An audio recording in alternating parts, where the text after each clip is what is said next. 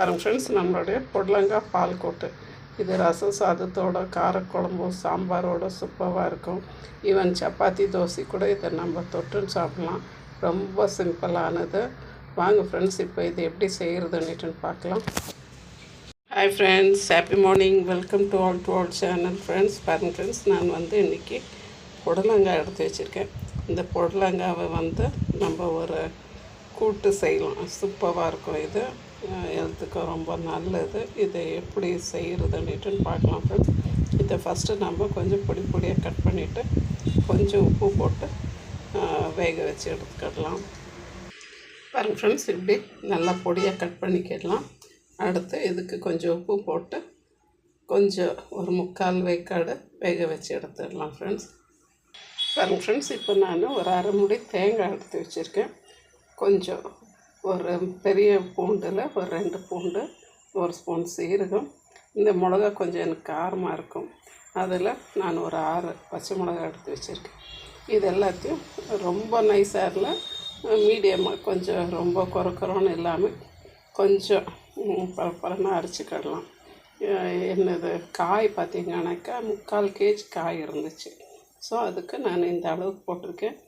நீங்கள் பார்த்தீங்கன்னாக்கா நீங்கள் எவ்வளோ காய் எடுக்கிறீங்க அவ்வளோத்துக்கு நீங்கள் இதை வச்சுக்கிடலாம் ஃப்ரெண்ட்ஸ். நான் இப்போது ஒரு பேனில் கொஞ்சம் தேங்காய் எண்ணெய் ஊற்றிருக்கேன். அதாவது பஜாஜ் 100% பியூர் கோகனட் ஆயில் ஊற்றிருக்கேன்.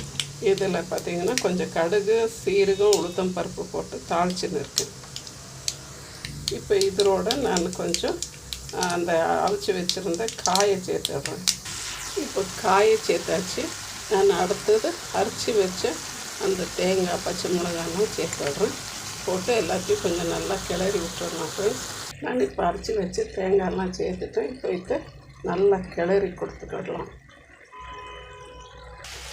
இப்போ இதை நல்லா கிளறி விட்டாச்சு.